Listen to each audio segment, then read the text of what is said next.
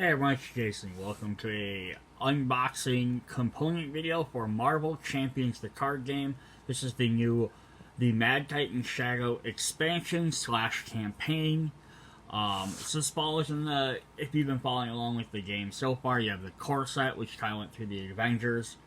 And then you had the Hydra set, which added some more different Avengers, kind of continued the line and introduced the Infinity Stones. There's a Power Stone, I believe it was.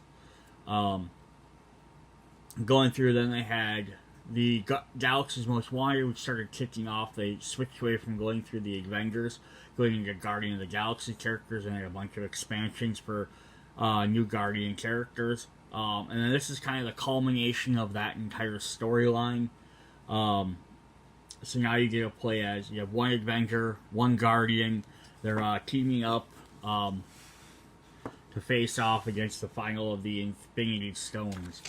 So just kind of going through here, have our set symbol. We have a couple of new rules. In here, so we're going to have additional forms. So now characters, starting with this set, someone can have different forms. As well as their hero card, your alter ego hero form card, which will stay out and they'll let you switch between which ones you're gonna do. I know this one has Spectrum, which has a couple different energy forms. I think Vision has, I know he has his ability to go intangible or high density. But there's adding new things that can, like, kind of like the environments work for the villains, where they just stay out and affect various things around them. These are sort of the same thing. They're like permanent upgrade cards, essentially. Then there's also the new Amplify icon. So a card that has this, and a counter card, will just increase the boost number by 1 for every single Amplify that's out there.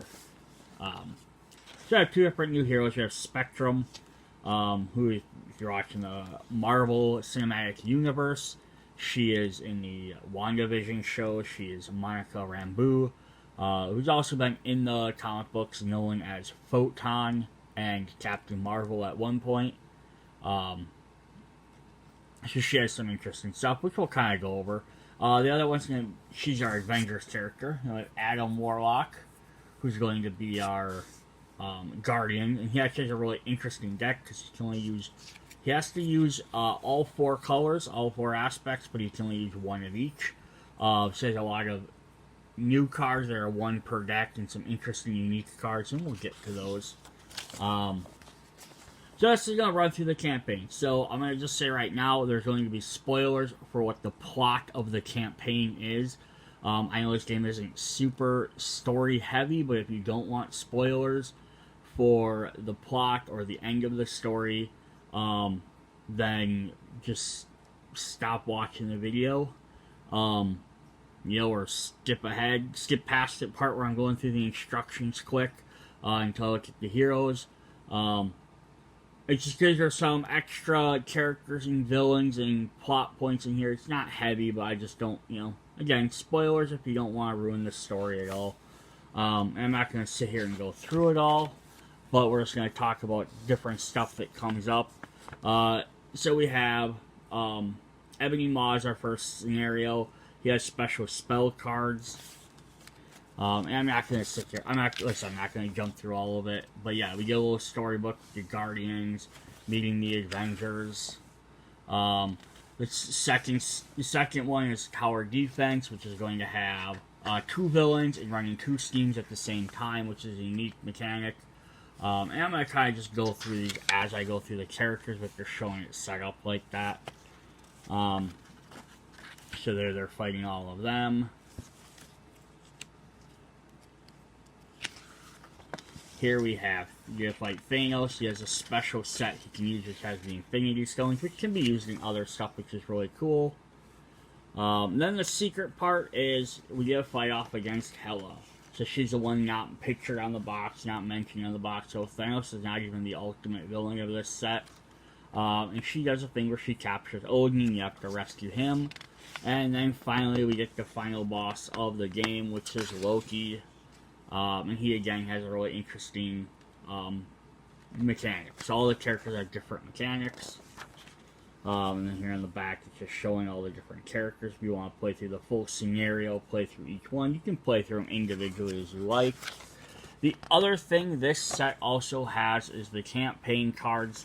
So, like the last 2 campaign modes, they also have a set of cards that you can earn by playing through this. Again, as you're playing through, your decks are going to get better. You're going to gain some extra cards. What also makes this one unique is some of the cards are bad. So I think the first one was all like kind of permanent, good upgrade cards. The Guardians one had the Marketplace, where they're all really good cards, but you had to spend points to earn them. And this one you earn them in other various ways. But some of them get added in. They can be extra bad guys, extra treacheries, obligations. So it actually makes the game a little bit more fun in that sense. Alright, so I'm not going to spend a ton of time going through the book. I'd rather just jump in and look at the cards. So let's start with Spectrum. And then we'll refer to the book if I need a clarification on something. So here we have Spectrum. Monarch Rambu, hand size of 5, hit points of 11. 1 thwart, 1 attack, 1 defense. So not super high, but that's because her forms give her bonuses. So she's an aerial adventure. It says energy transformation, forced response. After you change to this form, choose a face down energy form, upgrade, flip that card face up to change into that energy form. So just right away, before we even look at the other side, let's look at those. So she gets Gamma. So you play with all 3 of these face, 2 of them face down, 1 gets to be face up. And you get to pick which form you want to use at which particular time. So if you want to go Gamma, flips up, you're in your energy form, permanent, you have +2 attack, which is your 3 attack. And your hero response is after you change to this energy form, deal 1 damage to an enemy. So you just do some extra damage right away as well. Then she has her Photon form, which is +2 to thwart. After you change to this energy form, remove 1 steam from the threat, so you can kind of bounce back and forth between those 2. So then the third one is going to be Pulsar, which gives you 2 defense, and after you change, you heal 1 damage. So you get the option to swap between extra 2 attacks, 2 defense, or 2 thwart. So that basically, essentially makes her a 3/3/3 character, depending on when you need her and what you need her for. But since it's, there are other cards in here that'll let you swap forms, so it's not just when you flip her over. But this lets you flip over, every other turn at least. And then let's see what her other side does. Her Monica Rambu side. 3 recovery. Alter Ego, she's just a civilian. It's a setup, put all 3 energy forms into play face down. Power down. After you change into this form, turn all your energy form upgrades face down. So this actually makes it kind of neat then too, because then if you really want to do extra damage, you can be in Gamma form, have your extra attack, you could do an attack, and then you could flip over to your Alter Ego, turn it face down. Then your next turn, if you flip back over to your hero form, you get to do that extra damage again. So you can, or thwart, or whatever, so every time you flip back over, you get an extra, you can reuse the one that you've already done. So if you just want to focus on attack, or just want to keep focusing on thwarting, or defense, or whatever, or healing, you can keep flipping. Every time you flip your Alter Ego, when you flip back, you get to use that one again, so you're not stuck having to always rotate back and forth an extra step between the 2. So that's her basic card. So let's look at her signature ally. This is the Blue Marble, Adam Brashear. 2 thwart, 2 attack, 3 hit points. Aerial Avenger. Hero response. After Blue Marble enters play, change energy form. So he comes in, let her switch energy forms. We have 2 copies of Energy Duplication. Hero Resource. So just superpower. Exhaust energy duplication. Generate the printed resource from the face-up energy upgrade. So that's also something that's neat there. Is so one's Gamma's might, photons of science, and Pulsar's energy. So this card lets you basically, you can play it and you get your wild, or you can discard for your wild, otherwise you can play it and then once it's out, you can exhaust it every turn to gain one of those energies depending on what you need. So then she has 3 copies of Gamma Blast, an event attack superpower, hero action attack. Change to Gamma energy form and deal 7 damage to an enemy. If you are already in Gamma energy form, this attack gains overkill. So then she gets bonuses from these extra abilities. Now she just switch between them even more. But if you're already in that form, she gains extra abilities. So then she's gonna have Photon Speed, 3 copies of that one. So it's gonna say Thwart superpower, change to a Photon energy form and 4 threat from a scheme. If you are already in Photon, ignore the crisis icon from this thwart, which means then you can pick whichever one you want instead of specifically the crisis one. And then she has her Pulsar cards, so she gets 3 copies of that. It should be Pulsar Shield, defense superpower. In Spectrum Defense, change to Pulsar energy form and ready Spectrum. If she's already in Pulsar energy form, she retaliates gains retaliate 1 till the end of the phase. So if you really need to defend, you can drop this card down, switches you to defend. So you gain an extra 3 defense, plus you gain, if she's already there, you can gain that retaliate. And then her last card, she has 3 copies of Speed of Light. Change energy forms and draw 1 card. So every single one of her cards lets her change to an energy form. Maybe it's a specific one or any one, but it also does something else. So she's just going to constantly be rotating between these different energy forms, gaining different bonuses. So she's going to play, she's got to really figure out where you need her to be at what time. But yeah, that's definitely cool. So let's look at her obligations really quick. So her obligation is going to be loss of control. Give you the Monarch Rambo player, you cannot change energy forms. Alter ego action, exhaust Monarch Rambo, remove loss of control from the game. So this is actually interesting because most of the other obligations in the game are always, they give you an option of doing the 2 different things to either get rid of it or put it back in your deck. This one just says, nope, you have to exhaust this to remove it from the game. You don't get any option to like just pay a cost or do something to put it back in. So until you're ready to waste a turn, you can't change forms. Which, depending on what you're doing, you might be like, you know what, I can afford to, I'm already in Gamma form. I can afford to keep attacking for another turn or 2. I don't have to waste my turn getting rid of this yet. So it's kind of neat. So you can kind of focus, if you're already in the form you want to be in, you can just stay in that form for an extra turn or 2 until you feel satisfied that you could spend a turn to exhaust. Alright, then let's look at her Nemesis. So we have Radioactive Man. He's an elite genius, 1 steam, 1 attack, but 6 health. Force response. After Radioactive Man activates against you, deal 1 damage to each character you control.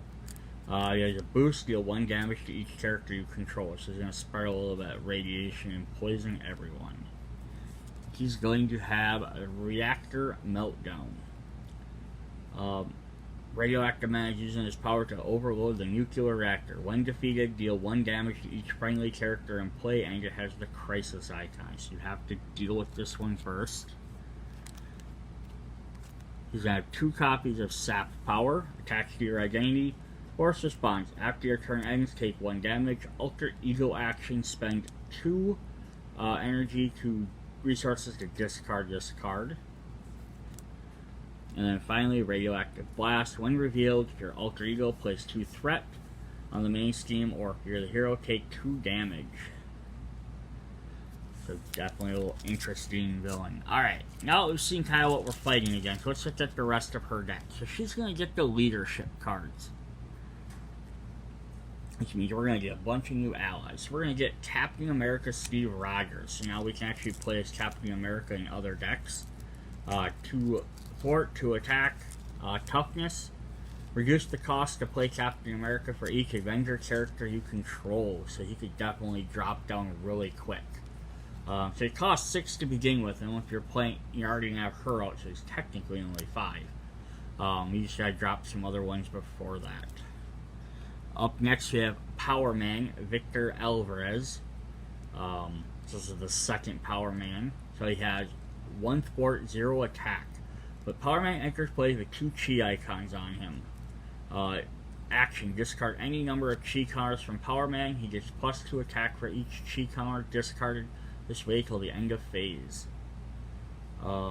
He's kind of basically saves up his chi, comes in at 2, and then you basically are going to want to you're probably just going to want to discard both of them and just do 1 big attack with them, because you're only going to get at most 2 attacks with his health, because even if he hit 1, he's going to take 2 consequential damage, and you have to heal 2 of that, you have to heal both of them to keep him alive, so you may as well just discard both and get 4 attack, and do a big attack, or do 2 and 2. We're going to get the White Tiger, Ava Alia, Avenger, 2/2, response. After you play White Tiger from your hand, draw X cards to a maximum of 3, where X is equal to the villain's stage number. If the villain has no stage number, draw 1 card. And that would be for characters like the Wrecking Crew, who have A and B, or Collector, who has an A and B. And our 4th ally is going to be Clue, who's an Avenger, who's also a Mystic. After Clue enters play, search the top 5 cards of your deck for an event. Add that event to your hand, shuffle your deck. So it's actually super helpful. And then to help her out even more, we're going to get, she just to lead the Mighty Avengers, so she gets 3 copies of that, which is a team card. Play under any player's control, max of 1 team card per player. If each of your characters has the Avenger trait, each ally you control gets 1 thwart and 1 attack. So if you're already the Avengers, you get to become specifically the Mighty Avengers, and you gain even more stuff. Which is actually pretty cool. And then another new card she's going to get is Mass Attack. Attack. Exhaust 3 allies you control that share a trait with your hero. Deal X damage to the enemy, where X is a total number of attack of those allies and your hero. So she has Aerial and Avengers. So you have 2 different keywords you can link her up to, and then you could even, third is so far as you can add your Guardians abilities. So if you wanted to mix this into a Guardian set, you could do that with her too. Or if you're playing other characters, you want to add just like the Mystics or the Asgard Champions would be the third one I could think of. Shield has a couple. Spy, there's a few of those. Just some of the other ones that might be able to use if you add this into other decks. Alright, another new card. We're going to, well, actually not a new card. We've had this before, but we're going to get 3 copies of it, which is still good. Is Moxie, Hero Response. After you change form, your hero gets 1 thwart, 1 attack, and 1 defense till the end of round. So that'll definitely help out. We're actually going to get this awesome resource card. So there's not a lot of resource cards that aren't the general energy, genius, and strength. So anytime you get a special one like this, they're cool. So this card generates wild energy for each ally you control up to a maximum of 3. So you gotta play this in leadership, which lets you get more allies out, but you get up to 3 resources for it. So these are our leadership cards. Her basic cards, we're going to get Blade, Eric Brooks, the Avenger, and Vampire. I'm excited to see Vampire. Hopefully get some more cards with that. 1 thwart and 2 attack with a star, so he says. So he doesn't have consequential damage, which is really cool. But it says after Blade thwarts or attacks, choose either to spend 1 strength resource from your hand or discard Blade. So it doesn't have consequential, but you we gotta basically pay for them every time you use them. You're kind of hiring them essentially. So we're gonna get Avengers Tower, which we've seen before. Avengers location. Each year, Avenger allies trait increases your ally limit by 1. And action, exhaust Avengers Tower to reduce the cost of the next Avenger ally you play by 1. So this would definitely be helpful for that Captain America card, because then he already costs 1 less, potentially, so then you can make him down to 4. But then you can also add more allies, which can make him even cheaper. Avengers Mansion, max 1 per player. Exhaust Avengers Mansion and choose a player. That player draws 1 card. And our brand new basic card we got is Ready to Rumble with Miss Marvel on there. Condition, play under any player's control, max 1 per player. Hero response, after you change form, discard this card, ready your hero. And then we got our 3 generic resource cards. Alright, so that's Miss Marvel. There's definitely some allies. She really wants to focus on that Avengers trait. Alright, let's look at our next hero. We're going to have Adam Warlock. So he's going to have 1 attack, 1 thwart, 2 defense. He's a Guardian character with the Mystic trait. And he's got Battle Mage. Action, discard 1 card from hand. Limit once per phase if that card is an aggression card. Deal 2 damage to an enemy. Justice, remove 2 threat from a scheme. Protection, heal 1 damage from an ally. Leadership, give a hero 1 thwart, 1 attack, and 1 defense. You can see how it kind of mirrors Spectrum to an extent. Because she can switch forms to either do extra damage, threat, or heal. And he can kind of do the same thing by discarding cards. So let's flip him over quick and see how that works. I should usually just start with the alter ego. So he's also Adam Warlock. Like many of the Guardian characters, they don't have secret names. He's a hand size of 6, 11 hit points. So Avatar of Life. During your deck building, your deck must include an equal number of cards from all 4 aspects. You cannot include more than 1 copy of any non-Adam Warlock cards. So any ones that aren't part of his deck, you can't include more than 1. You have to have an equal amount, which ends up being what? 1, 2, 3, 4, 5, 6. 3, 4, 5, 6. 1, 2, 3.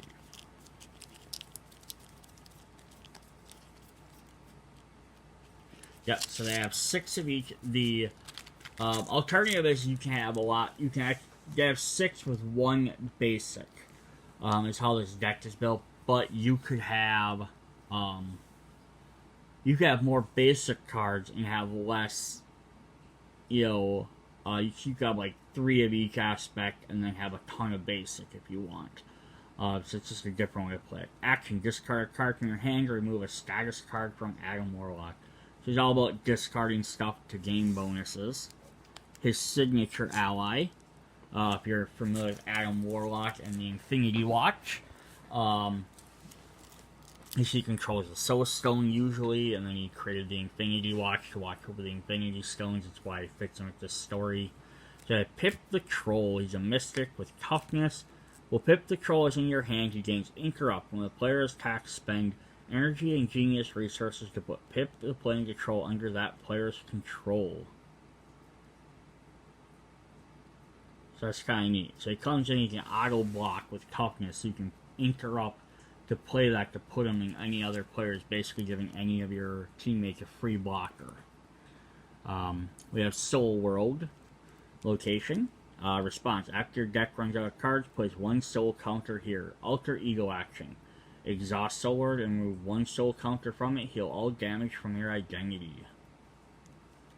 So it's a free full heal, but you have to wait until your deck runs out at least once.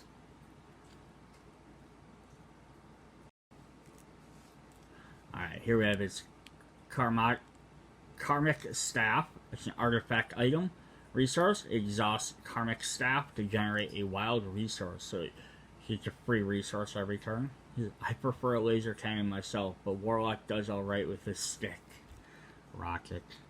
So now we have Warlock's Cape. It's an item. After resolve his Battle Mage ability, exhaust Captain Warlock's cape to ready him.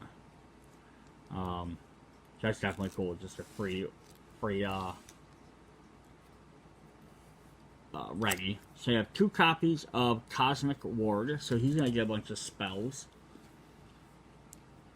Force Interrupt. When you reveal a Treachery card, cancel its when revealed effect and discard it, then discard Cosmic Ward. So a free block, definitely helpful. 2 copies of Mystic Senses. Condition, superpower, hero response. After resolve his Battle Mage ability, draw 1 card. That's kind of nice. You get rid of 1, you draw 1. He has 3 copies of Karmic Blast.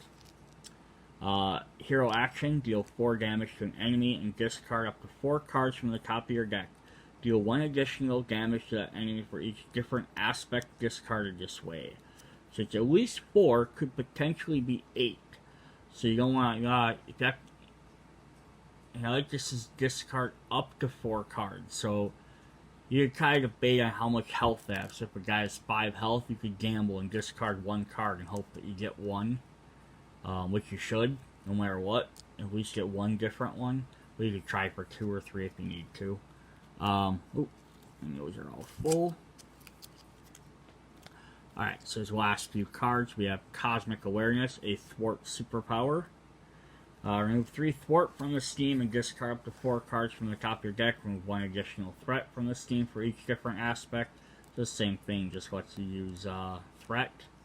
And then his final one is Quantum Magic, which is a spell. Action, choose a card in your discard pile, add that to your hand. So it's definitely helpful to return your cards, especially when he's discarding cards all the time. Discard to ready them, and then play that to draw cards back. Alright, let's look at his obligation quick. We have Regeneration Cycle. Give to the Adam Warlock player. You may flip your alter ego. Choose. Exhaust your alter ego, remove this from the game. So again, like all of them have, but then he has the extra one to let you discard it, where Captain or Spectrum didn't have that. So discard your top 5 cards of your deck, place 1 threat on the main Steam for each different aspect discarded this way. Discard this obligation. Oh boy. Losing 5 cards from your deck and potentially placing 4 different threats on there. Might be worth just exhausting him for a turn.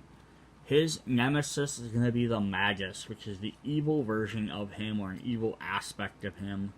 So it's Quick Strike, Toughness, Force Response. After Magus activates against you, discard the top 5 cards of your deck.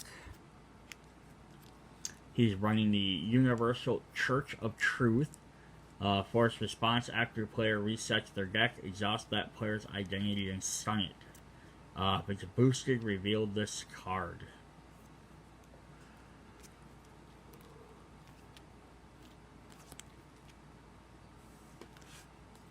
The Zealot of Truth minions. Got 2 of these guys.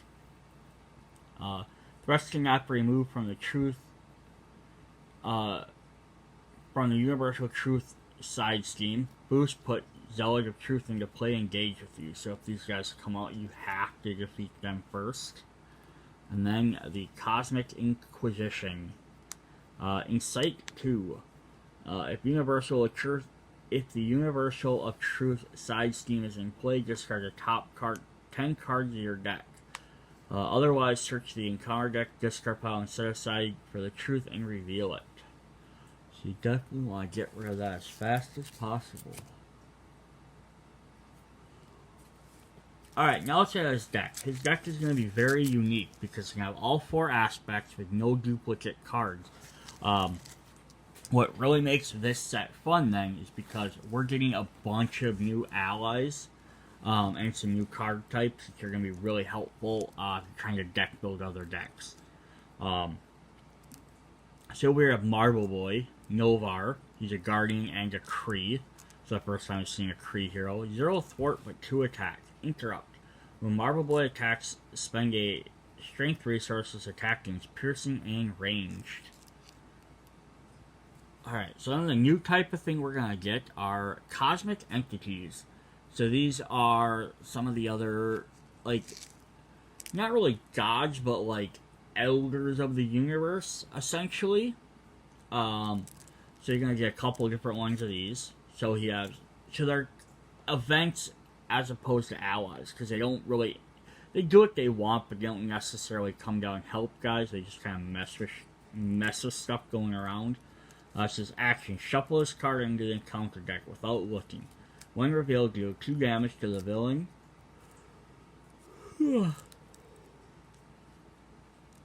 Excuse me. And remove this card from the game. This effect cannot be cancelled. So once you play him, at some point he's going to deal 2 damage to the villain. Alright, so then we have a spell card. So we have a brand new card. So basically we're going to get an ally, cosmic entity, a new card, a couple of old cards, and 1 resource is what we're going to get for each of the 6 cards. It's kind of, so we're going to get a little here, a little there. So we have magic attack, attack spell, play only if your identity has the mystic, so these will help out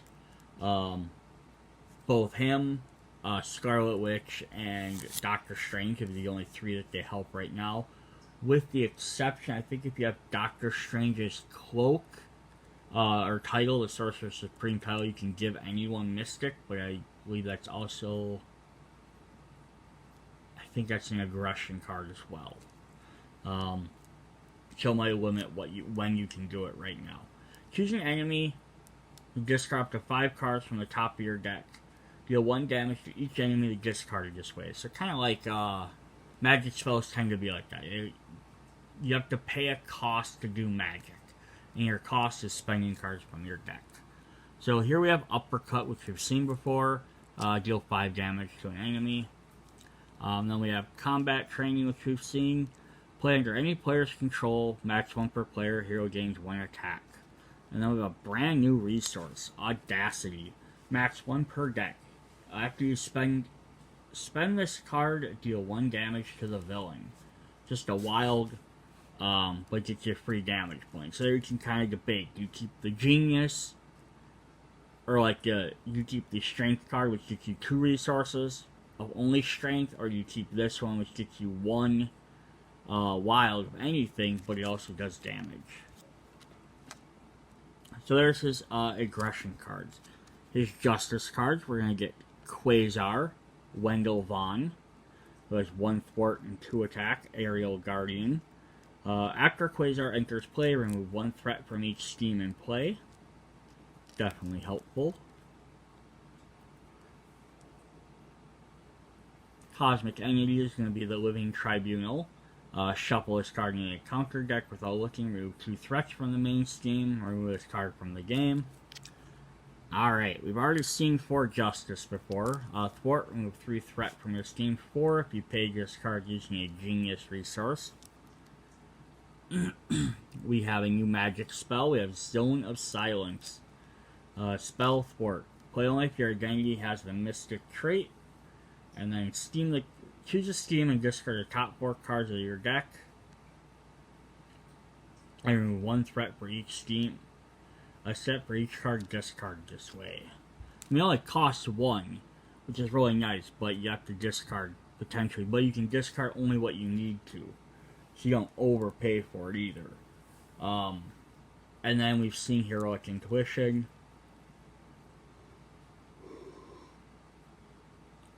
Playing our player's control, max 1 per player, gets 1 thwart. And then we have our resource, which is Determination, which I actually think we've seen before. I think this was in... It was in another set. Was it in Venom set, maybe? Venom or Nebula. One of the 2.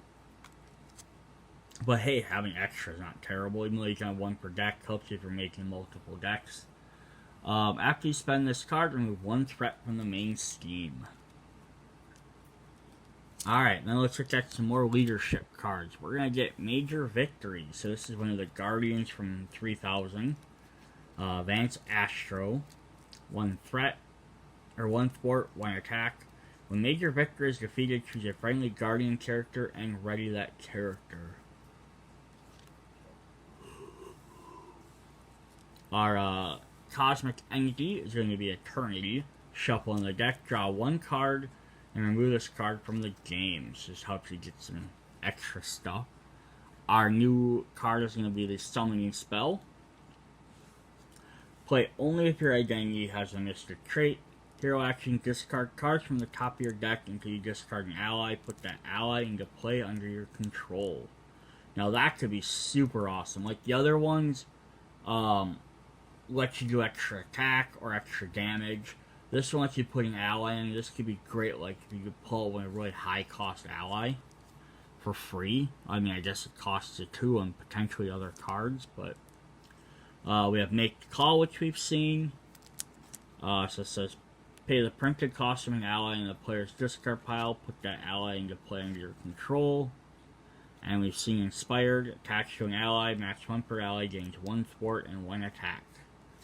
Our new resource is Innovation. Max 1 per deck.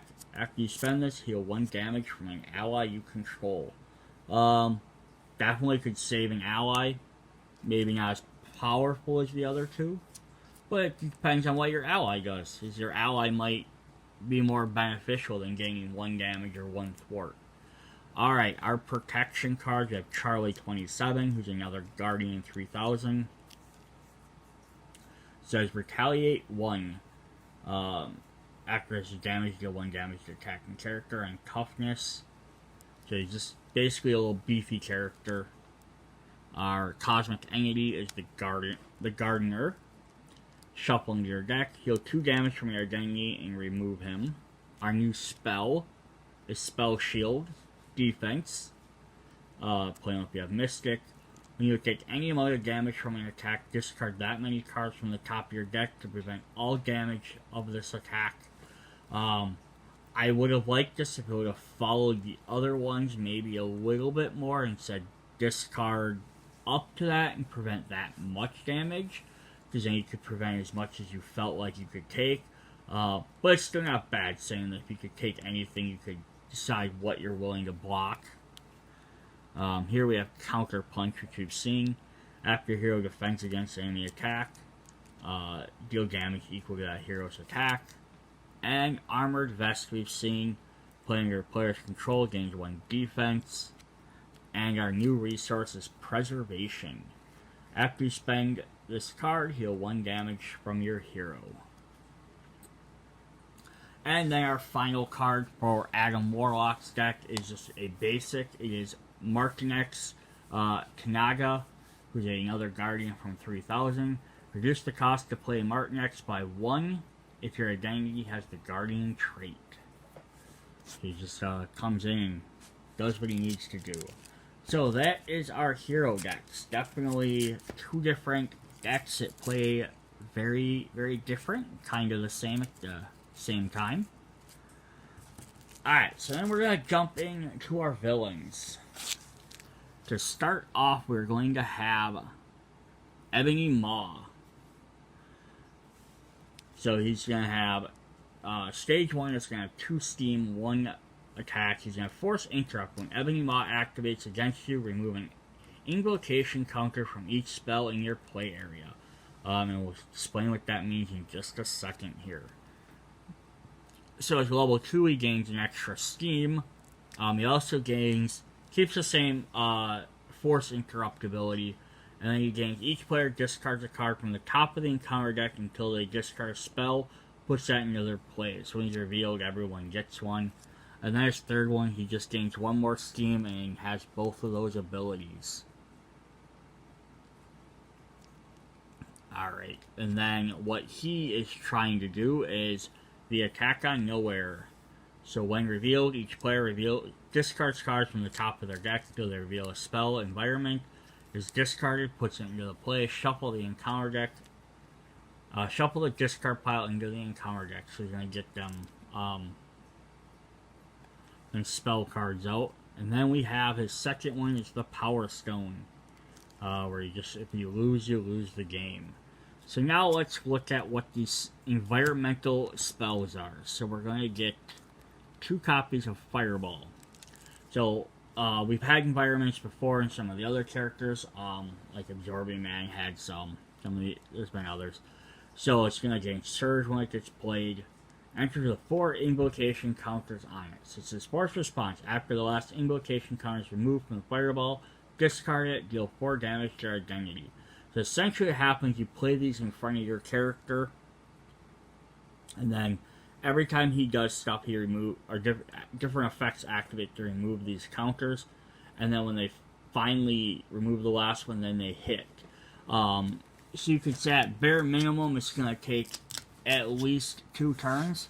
Because it says when he activates, you remove 1. So at bare minimum, it's going to take at least 4 turns before this particular effect hits you, so you can maybe plan for it. But there's going to be other abilities or cards that might speed this up, so you don't want to necessarily wait that long. But at least it's not, it just pops up and boom, it does 4 damage to you. Like, you know you're going to have at least a turn or 2 before it hits you. It's the same thing with the rest of these. So I have like 2 copies of Manipulation with 2 counters. After the last counter is removed from Manipulation, discard it. Discard 1 card at random from your hand. You are confused. Pacification with 3 counters. This is why they all gain Surge, is because they don't do anything right away. But you could also stack these in Surge, and he could cast a bunch of spells at the same time. It's just kind of bad there too. After the last invocation counter is removed from pacification, discard it, exhaust each upgrade you control, and you are stunned. And then he's got Rumble Storm, which is his 4th one. 3 counters. After the last counter is removed, discard it, deal 2 damage to each character you control. These are pretty nasty. We got some treachery cards. So we have 2 copies of Agents of Thanos. If your alter ego, when revealed, place 1 threat on the main scheme for each spell environment in your play area. If you have no threat, this card gains Surge. If you're a hero, deals 1 damage to your hero for each one you have. If you have none, gains Surge. Channeling Trance, you've got 3 copies of that. Just to let you remove 1 spell from each spell environment in your player. If you have none, discard cards from the top of the deck until you find one, put it into play. This I mean, like you could draw 1, surge into a next one, surge into a 3rd one, and then this could come out and they all immediately remove 1 counter. So this could definitely be terrible if he hits like that. Objuration. Attached to Ebony Maw, prevent all damage to Ebony Maw. Force response after it prevents 2 or more damage in a single attack, discard it. So basically you gotta waste a card on it. Restrain in attachment. Attached to the friendly character at the highest attack, exhaust it. Attached character cannot ready. Hero action can spend 1 energy and strength to discard this. And then the final 2 is Reactor Overload Side Scheme. Revealed, each player must choose to take either 2 damage or place 2 threat here. And then there's Crisis, you have to stop and deal with it. That is Ebony Maw. So, what goes great with Ebony Maw is he can be joined by some members of the Black Order. So this is our Black Order Encounter set. So we get the Black Dwarf, who's a Black Order and an elite member. He has 3 attack, but his attacks gain overkill. We have Super Giant, Black Order elite with Quick Strike. After Super Giant attacks and damages a character, that character is stunned. We have a Side Scheme. While a Black Order minion is in play, threat cannot be removed from this side scheme. You have to draw an extra encounter card. And then the final one is the little small one, is Blood Despair. When revealed, each minion engages with a player. Activates again. When each minion engages with a player, activates against that player. Each minion who is not engaged with the minion searches the discard for a Black Order, puts it into play, and then shuffles them. So by itself, this one might not be too bad, but if you play it with some of the other ones, this could get bad really quick. Alright, so there's our one encounter.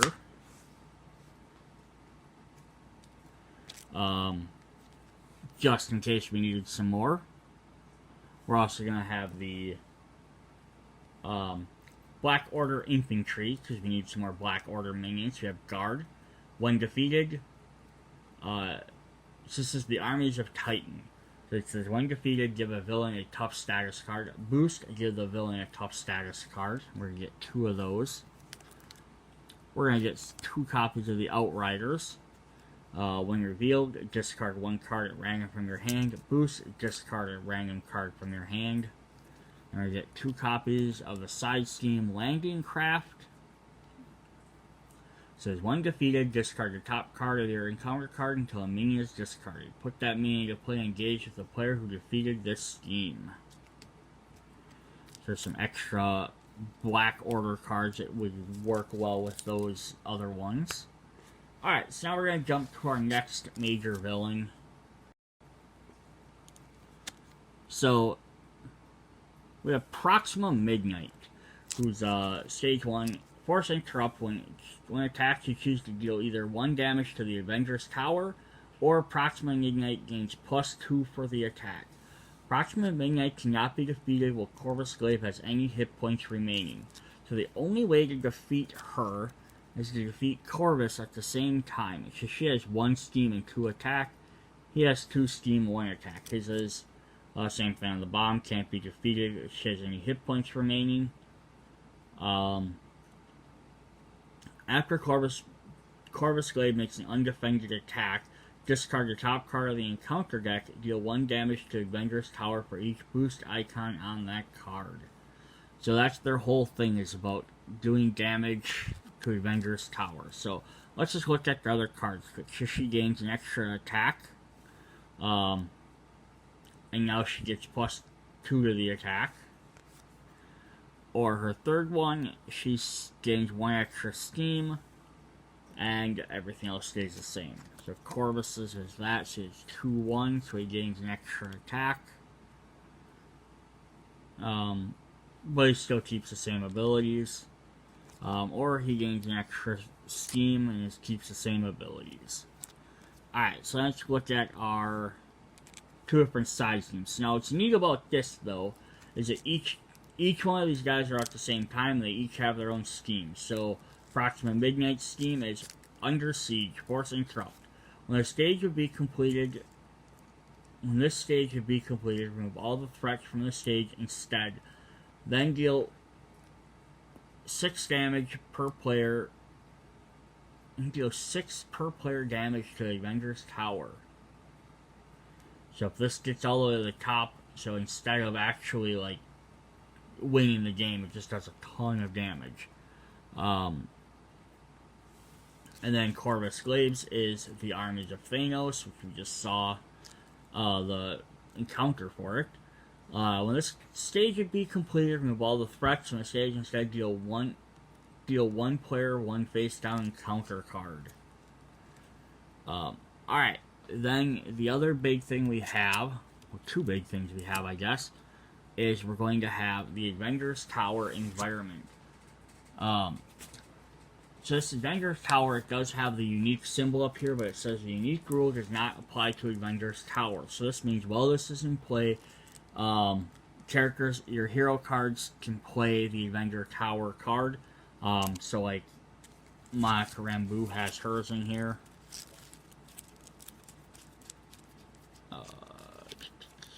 So yeah, she can still play Avengers Tower right now, even though they're both unique. While it's in this mode, because this is more of a game version. So it's Force Response. After damage is placed here, if there was 9 per player damage, you remove all of it, then flip the Avengers Tower over. So if it takes more than 9 per player, it now becomes damaged. And now it got rid of that uniqueness. So now that it's damaged, nobody can play that Avengers Tower card anymore. When revealed, discard each other Avengers Tower from play. Force Response. After damage is placed here, if there's at least 9 per damage, each player loses the game. So it's 18 per player, if you're playing like 2 players. But also keep in mind, like, if the one steam, Proxima steam hits, that does 6 per player, so that does 12 right there. Plus, every time she activates, she can do an extra 1 point to it. So it'll add up very quickly. The other different card we're going to get is Focused Defense, which is a permanent. The villain who matches the attack steam is the active villain. Force response: after the player's phase ends, attach this card to the other main steam. So this moves back and forth between Proxima steam and Corvus steam. So it depends on who you're actually. So if something says you're targeting a specific villain or the main villain, you have to attack whoever this has attached to it. So it kind of makes it so you can't just focus on one till they're almost dead and then jump to the other one all the time. Alright, so that's just kind of the game mode. Now let's look at the rest of the cards we're going to get. We're going to get a bunch of minions.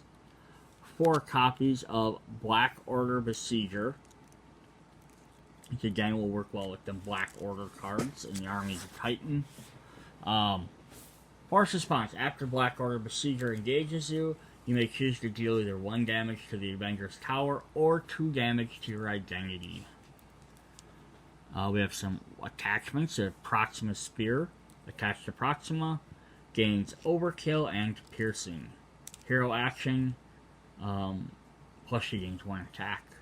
Take 1 damage and spend energy and resource to discard this card. Corvus Glaives is going to gain 1 attack, and he gains Retaliate 1, and spend 1 energy and strength to discard this card. 2 copies of Direct Assault, which is a tactic, attached to the villain who is not the active villain. Force Interrupt: when the attached villain attacks, the attack gains range. If the attack defeats an ally, deal 3 damage to the Avengers Tower. At the end of the attack, discard Direct Assault. 2 copies of Proxima's Power. When revealed, Proxima Midnight activates against you. Boost: add the other villain's steam and attack to this villain's steam and attack for this activation. Ooh, that could get bad. Corvus's Cunning. He activates, and then you add the other villain's attacking steam to their attacking steam. 1 copy of Bound by Blood. Heal 2 damage from each villain. Give each villain a toughness status card. Boost: heal 2 damage from the active villain and give it a tough status card. We got some Rain Fire, some Treachery. When revealed, deal 3 damage to the tower. Boost: if any damage from this attack defeats an ally, deal 3 damage to the tower. And then we have 2 side schemes just to make it a little bit more difficult. City Under Attack. Hinder 1 per player. When defeated, player who defeated the steam draws 1 card, and it's a crisis. It only has 2, but still, it's gonna slow you way down. Alright, so that was our second villain. Let's look at another encounter. We're going to have the Children of Thanos. So this is going to let you play as the other 3 villains. We have Corvus Glaives, Black Order Elite, Retaliate 1, Toughness, Boost: discard an ally or support. Proxima Midnight, 1 steam, 3 attack. Attack gains Piercing, discard an ally or upgrade you control. And Ebony Maw. Villainous: when this activates, give it a boost. Just give this enemy an additional boost card. And then 2 copies of Tribute. When defeated, deal this to the player who defeated the steam face down, and deal this player who defeated the steam a face down counter card. And it's a crisis, you have to deal with it first. So that this lets you play if you're not playing as one of the other, if you're not playing as Ebony, Proxima, or Corvus. It lets you add them into the deck. You combine that with the other 2 Black Order and other counters. You can make the full set of the Black Order. Who can join our next villain? Who is Thanos? Or you can throw them in with anybody else. So stage 1 has 1 Steam 2 attack, Black Order, and Titan. Stalwart. This character cannot be stunned or confused.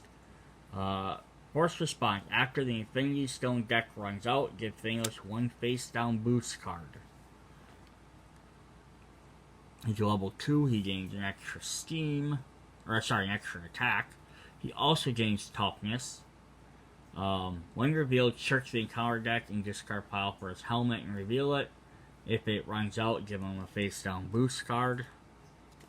And if you're playing the third version, still Stalwart, still toughness, but he also has to find his armor instead of just his helmet. And then if the Infinity Stone runs out, gain an extra boost. His schemes are the Infinity Stones. When revealed, put the top card of the Infinity Stone deck into play, search the encounter for Sanctuary side scheme, and reveal it. So, the Sanctuary side scheme is going to say hinder 1 per player, victory 1. Thanos cannot take damage. When defeated, each player may spend up to 3 strength resources from their hand to deal 2 damage to Thanos for each resource spent this way. This damage ignored this tough status card. So basically, you can spend extra resources to show a ship crash and he takes some extra damage.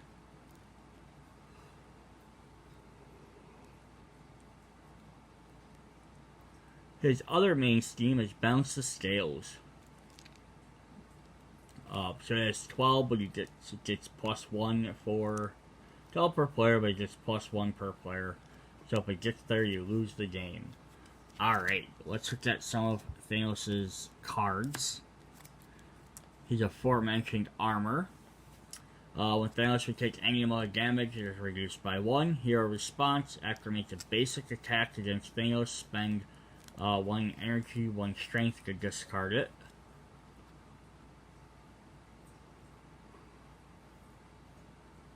Thanos' helmet.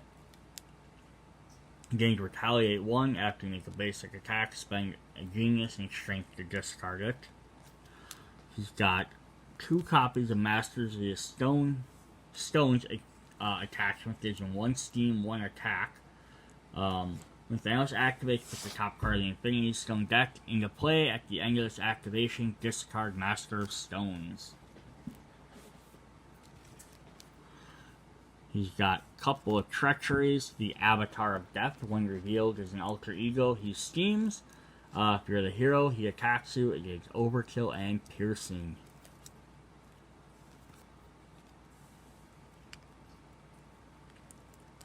Deviant Syndrome. Insight 1. When revealed, give Thanos a tough status card.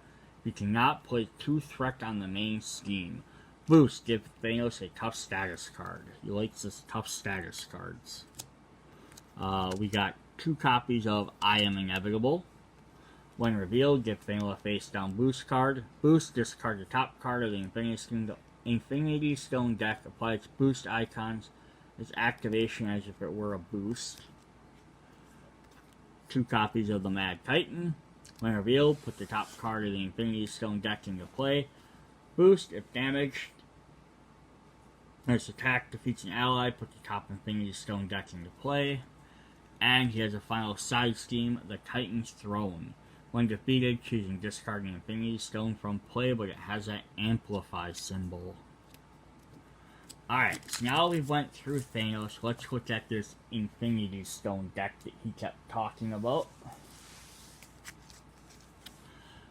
So this is kind of neat, because this is just a side one. You could put it in any encounter deck, but it comes with a separate, like a color, versus just the regular, all the regular encounters use like blue and gray. This is actually just different colors, kind of sets it apart, because it doesn't get shuffled in the deck with everything else. Which is also neat to point out is that, oh, it does, it has the same colored backs. So it has the same colored backs as all the rest of them. Never mind. I thought it was a different color. Alright, so you have the Infinity Gauntlet attachment. Permanent setups, it starts into play. Force response. After After attachable and activates. Oh, excuse me, I'm so yawny today. After the attach ability activates, resolve the special ability of each Infinity Stone in play. Otherwise, put the top card of the Infinity Stone into play. So, our different stones, we have the Mind Stone.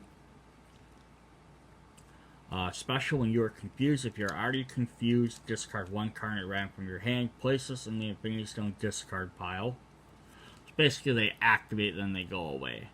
The Power Stone. Special, you are stunned. If you are already stunned, take 3 damage. Place the Infinity Stone card in the discard pile. Reality Stone, discard an ally, upgrade, or support. Soul Stone, heal 3 damage from the villain and give it a face down boost card. Space Stone, discard card from the top of the encounter deck until a minion is discarded. Put that minion into play, engage with you, place this into the Infinity Stone deck. And the Time Stone. Discard the top 4 cards of your deck, place the 1 threat on the main steam for each different type discarded this way.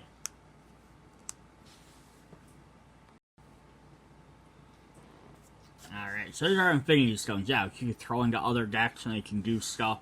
I also just did a quick check on the original Power Stone, which is in one of the other campaigns. It is an attachment, not an environment. So even though it says, like, if you had that, it says activate the special ability, none of them have, that one doesn't have a special ability, so it wouldn't activate with the rest of these.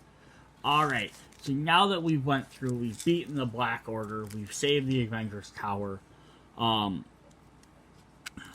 we've defeated Thanos, now we gotta go fight Hela, who has kidnapped Odin. So it says, Hela is an Asgard Mystic. This is her A1 side, so she's one of these villains that has an A and B side, which is kind of cool.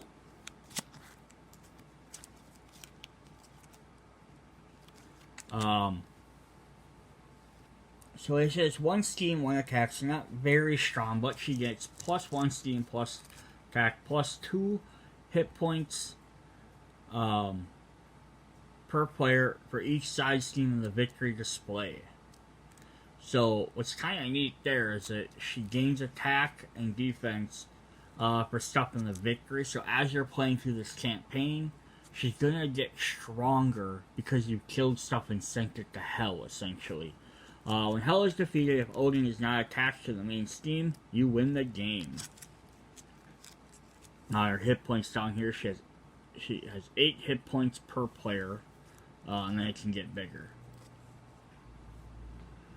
So if we defeat her, though, she flips over to 0 attack, 0 steam. Hela, she's wounded. Cannot be defeated. She has infinite hit points. This is just like the Collector. Force response. After a side steam is defeated, flip Hela to her Mystic side. This is basically you defeat her, you haven't beat the game, so now she's just gonna sit there until that's beat, and then you can flip her back over. Because you have to defeat her in this form. So then her B side, her B version, which is more powerful, she gains extra strength, or extra attack, extra steam, plus gains 1 extra hit point per, and she starts with 9. She just becomes that much more powerful. And then her wounded side, she actually has 1 steam and 1 attack. She's actually going to do some bad stuff if you're fighting her harder form. Then we have her main scheme, Odin's Torment. Force Interrupt. When Hela will be defeated, if Odin is attached to the steam, discard each enchantment from Hela and flip her to her wounded side instead. If this steam is complete, players lose the game. So then we're going to have Odin, who is a 0 cost ally, 2 thwart, 3 attack, 6 health. Odin the Allfather, Asgard, and a captive status, which you've seen before. When Odin is not attached to the main Steam, the first player gains control of Odin. Odin cannot have cards attached and does not count against an ally limit. So basically, if you can defeat that card, you get Odin. He comes out. He's kind of weakened yet, but he's still going to help you. But if Odin leaves play, the players lose the game. So even if you have him, you can't let him die. What can happen later, though, is we can flip Odin over to his king side. So you get 3 attack, or 3 thwart, 4 attack. Odin cannot have encounter cards attached to him and does not count against an ally limit. Force interrupt. When Odin leaves play, remove him from the game. So it's fine here if he gets removed. You just can't remove him while he's still damaged. So basically you have to power him up first. So that's kind of interesting. Alright, so let's look at some of our other cards for Hela's deck. We have Gingheliper, and I'm probably butchering these names. It's probably like Nippenheller. Hinder 1, victory 2, so as a victory display. When defeated, all players reveal Gallingebrew and Scourge, put them into play, discard each, deal each other player 1 face down counter card. And then we have a Gallingebrew, which says victory, Hinder 1 and victory 3. When defeated, the first player reveals Halls of Nordstrom and Nidhogg and puts them into play. Deal each other a face-down counter card. The Halls of Nostrum. Hinder 1, victory 4. When defeated, the first player detaches Odin from the main Steam and takes control of him. Each player places 1 face-down and counter card. So, I'm thinking what you have to do is... I guess the setup probably says attach Odin to the main Steam chapter side face up. Reveal Gingheliper and Garm. Set Gallingebrew, Scourge, Hall of Nordstrom, and Nidhogg aside and out of play. So basically you have to do is you play this one. When you defeat this one, then you put this one into play. You defeat that one, then you put this one into play. And then each time you defeat one of them to be able to rescue Odin, Hela is going to gain bonuses. So 1 Steam and 1 attack for each, plus extra health per player. So even at her basic form, by the time you get to rescue Odin, she's going to go from being a 1-1 up to a 4-4 with an extra 2 health per player. So it's 6 extra health per player. So that's pretty crazy. And then each one gets an ally or a creature that goes with it, a minion.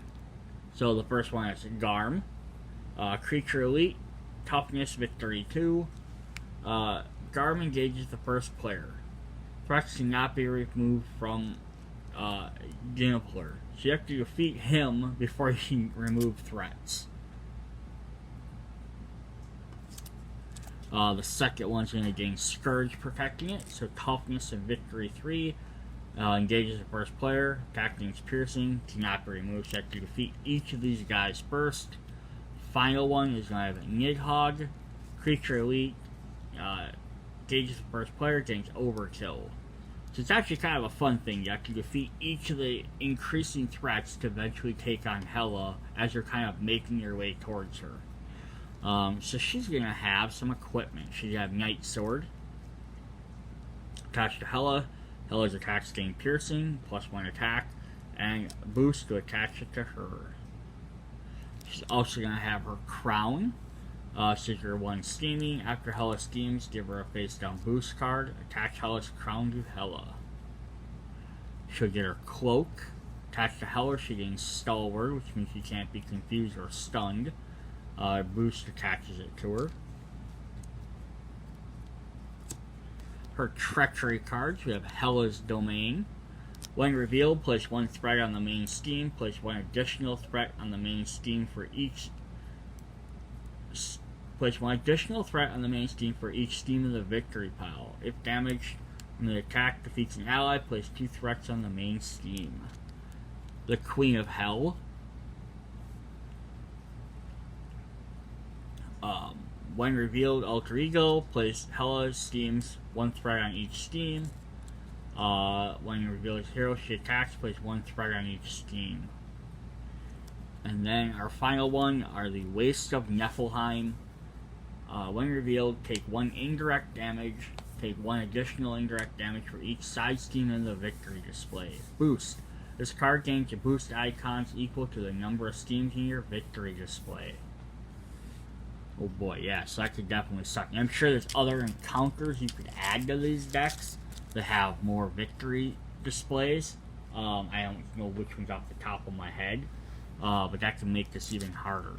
Alright, to help her out, we're going to have the Legions of Hell, which are going to have some draugrs. So undead minions, steam 1, attack 1, guard. When revealed, choose either to take 1 damage or place 1 threat on the main steam. She got 2 copies of Fallen Warriors.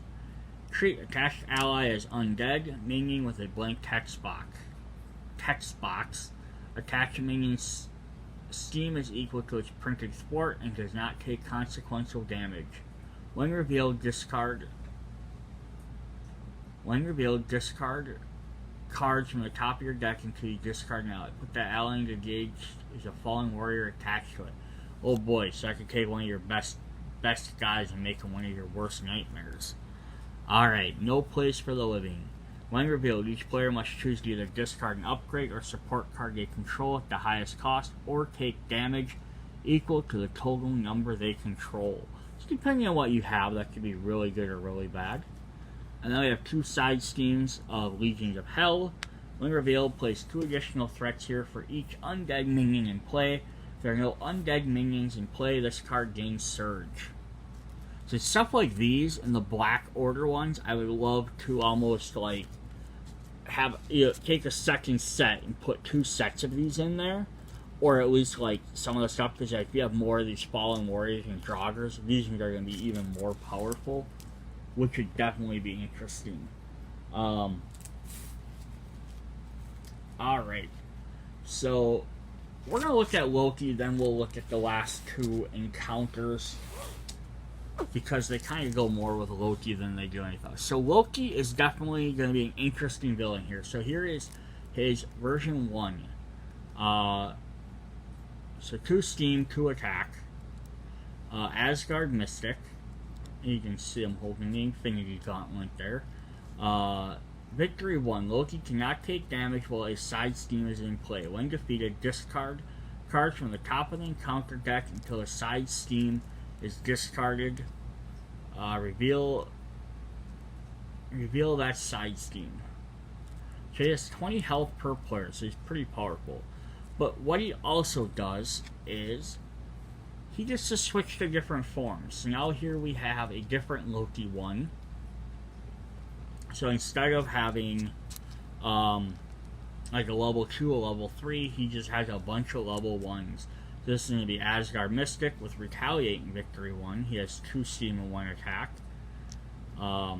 Discard cards from the top of the encounter deck until a side steam is discarded. Reveal that steam.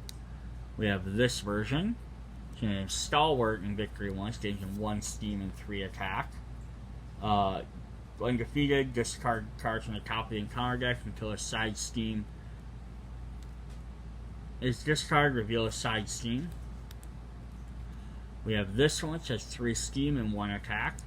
Stalwart in Victory 1. Same abilities. And then 1 steaming and 2 attack. Victory 1 gains piercing. So how this works, though, is depending on how difficult you want the game to be, is you set up how many times you have to beat him.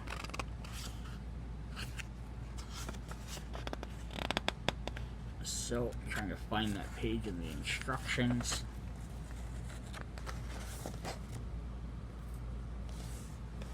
So, when cards instruct a player to swap Loki with a random set aside Loki to replace him, with one of the remaining set aside does not cause Loki to leave play, enter play, or be revealed. Attachments and status cards should be transferred to the new version. Swapped out should be set aside with the other remaining set aside versions. So he keeps all the same health and everything else. He doesn't heal or anything, he just swaps over.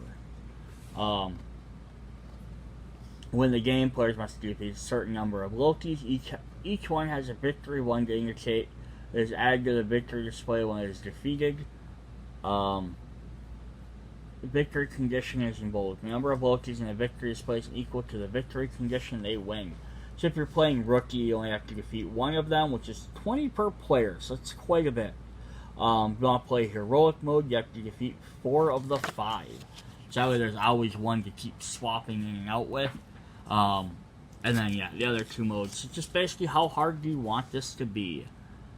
His main scheme is going to be... Let me zoom back in there. All hail King Loki. When Loki is defeated, advance to a random set-aside Loki. If the number of Lokis is equal to the victory condition, you win the game. If it's completed, you lose the game. So it's just how many, how difficult you want to make the game for yourself. And of course, Loki's got a bunch of side schemes, because it's like every time he's defeated, you get to draw side schemes. So he's got Cascade of Ancient Winters. Hinder 1 per player. When defeated, reveal the top card of the Infinity Stone deck. Swap Loki with a random set-aside Loki villain.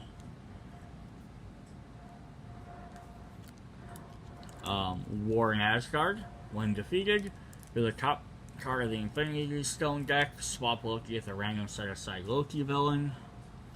Madness in Midgard. When defeated, reveal the top card of the Infinity and then swap him.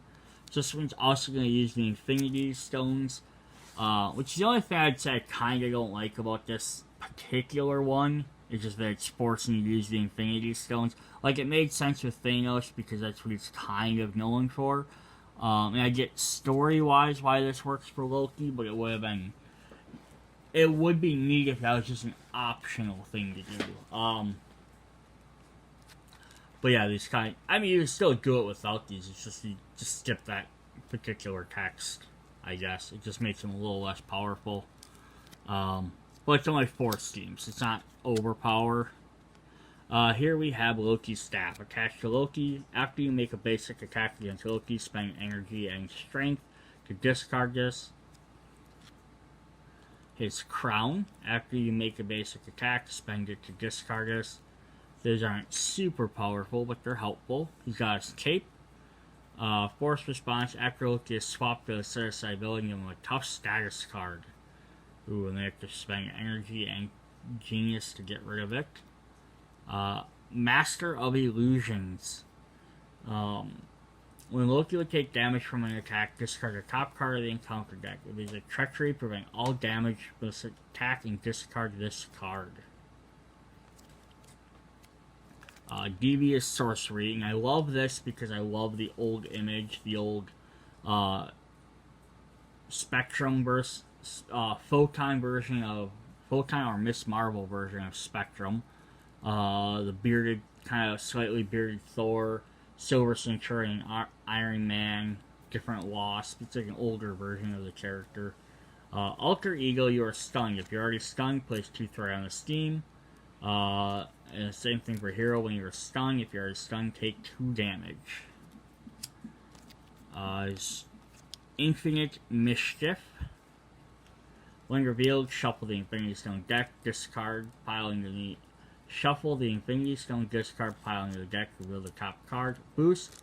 Discard the top card of the Infinity Stone deck, apply its boost icons for its activation as if it were a boost card. And then 3 copies of the Trickster, which we get like a Teen Loki. Swap Loki with a random set-aside Loki villain. Loki activates against you. Give Loki an additional boost and tough status card. So I will say I do like this one. You have this Loki like swapping around, and it's like an illusion type thing. That's why it keeps coming back. And I'm glad they didn't fall into the especially with the TV series coming out, they didn't do like multiverse Loki. I'm glad it was just Loki's. Alright, so we're going to look at the last two encounters. So, Loki's going to get some help, or you can throw him with Hela, which is who they start with. But we have the Frost Giants. We have Laufey, Loki's father. It's 2 steam, 4 attack, force response. After he attacks and damages a character, stun that character. We get 2 copies of regular Frost Giants. We have toughness and boost. The villain attacking and attack. If the villain is attacking and this attack deals damage to a character, stun that character. 2 copies of Frozen. Cast your identity to not ready. Spending energy and strength to discard this. And a side scheme, we have Unnatural Storm, which is an older, different Thor. I love it. Heroes and allies cannot be readied by player card effects. When revealed, exhaust each ally in play. Kind of just like keep preventive damages because of cold. Then the last one we're going to get is the Enchantress. And this is also interesting because one of the upcoming hero packs eventually coming out, like 3 away from now, is Valkyrie, Brunhild, and her Nemesis is Enchantress. So her ability is going to kind of reflect some of these cards. So you can kind of get an idea of what her stuff might do in the Nemesis deck. So as Enchantress, Asgard Elite, when revealed, search the Encounter deck, discard a pile and set aside a copy of Seduced, attach it to your identity, and shuffle. So, Seduced, we'll just look at that one right away. 2 copies. Attach to your identity. You cannot make basic attacks or play attack events. Spend a energy and genius to discard this. And then 2 copies of Beguiled. Treat attached allies enthralled minion with a blank text box. Attached minion's steam is equal to the thwart and does not take consequential damage. Attached to an ally with the highest cost without Beguile attached. Otherwise attached. Attached ally engages controller, otherwise it gains surge.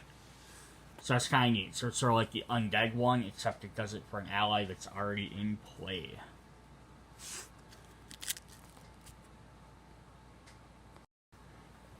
Alright, then the final thing. Now we went through the heroes. We went through all the villains and encounters.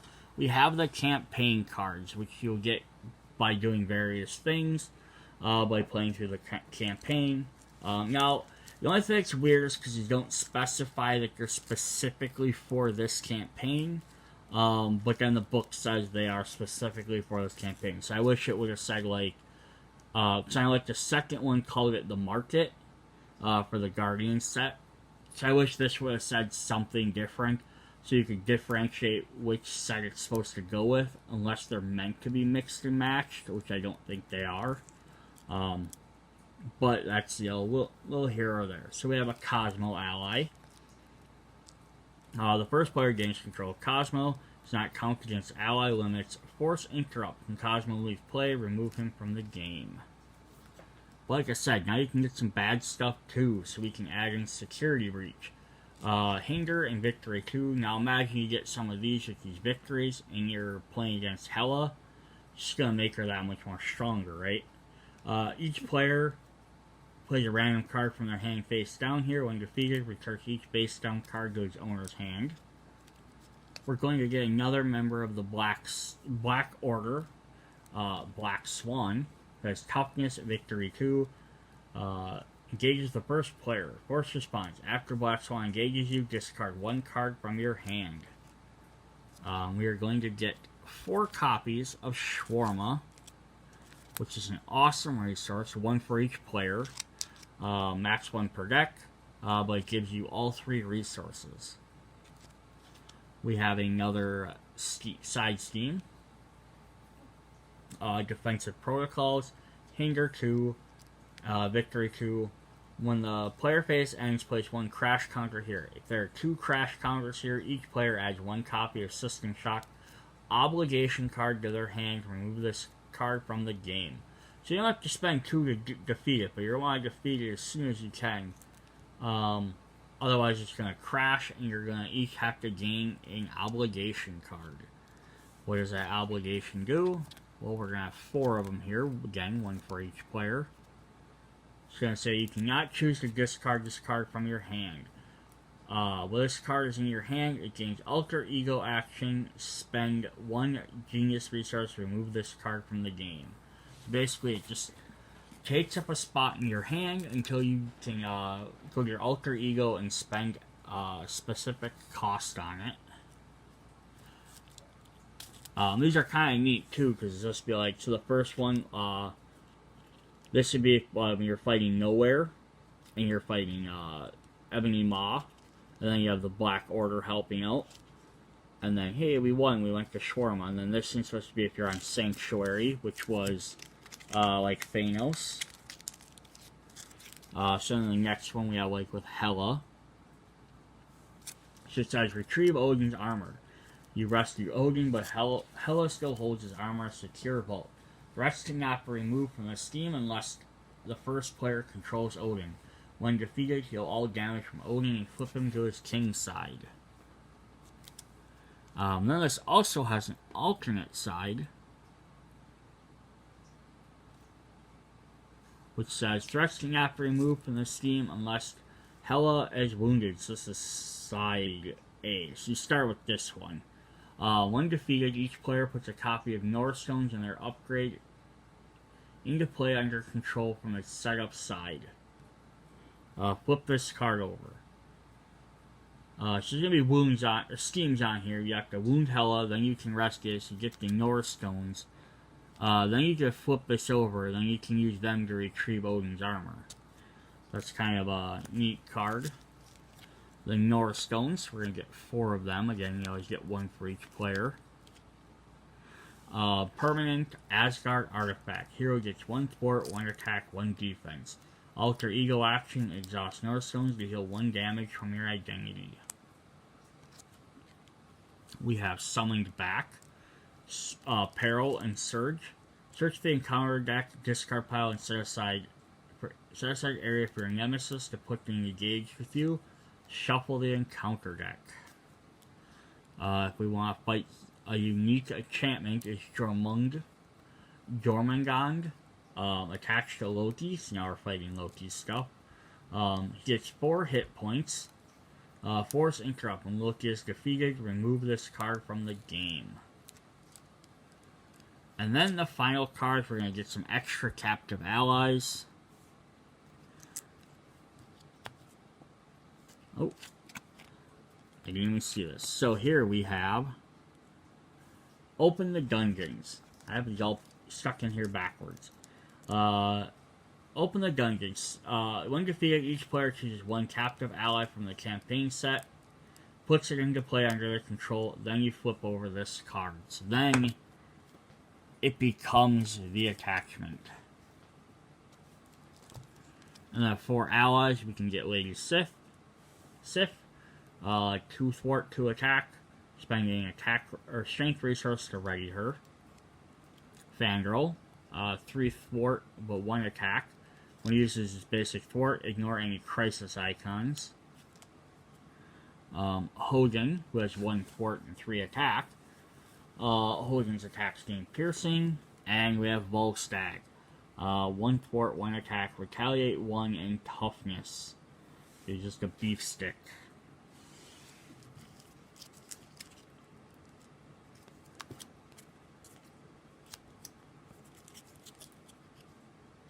And I'm going to go back through a couple of these because I didn't even realize that all these schemes had duplicate sides. So here we have Hack Sanctuary's computer. When defeated, each player searches their deck and discard pile for 1 card, adds it to their hand, and then shuffles their deck, then flip this card over. Then you do the defensive protocols. And then we had, this one was, save the shawarma place. Hanger 1, defeat. Each player shuffles when defeated, each player shuffles 1 copy of shawarma into their deck, then flip this card. Then you have to fight the Black Swan. And then we had the first one, which was secure the landing pod. When defeated, flip this card over. And then you gain Cosmo. So yeah, it's kind of cool. Different campaign stuff you can get. So that is the Mad Titans Shadow. So definitely some new villains that should look like fun. New encounters.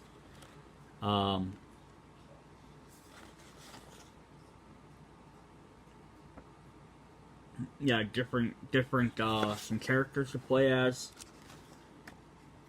I just want to see what one of these campaigns says. So, like, here would say, so if we beat the first one, Ebony Maw, so secure the landing pad was defeated. Campaign instructions. Each player records their day in the campaign. Put secure the landing pad scheme into play. Shuffle security breach side scheme into the encounter deck. If secure the landing pad is defeated, add Cosmos to the campaign pool. Attack on Nowhere is completed. Add security breach to the campaign pool. So yeah, so it's just different stuff you have to do. So like the marketplace in the Guardians one, you actually had to like pay for stuff. This one instead, you put these extra schemes out that are gonna do different stuff. Throughout the game, they're gonna make the game a little bit harder. Then you defeat them, you gain the bonuses.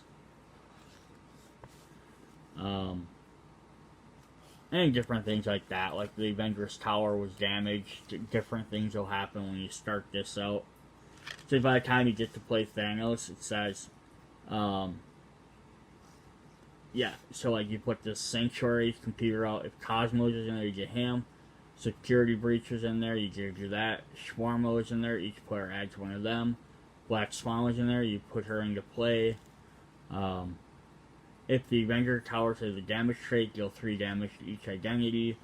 So basically, the better you do, worse you do, the harder things are going to happen.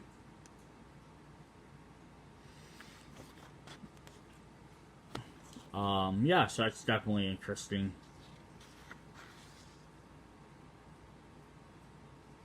You can play with your persistent damage on expert rules where you keep the damage from game to game, stuff like that.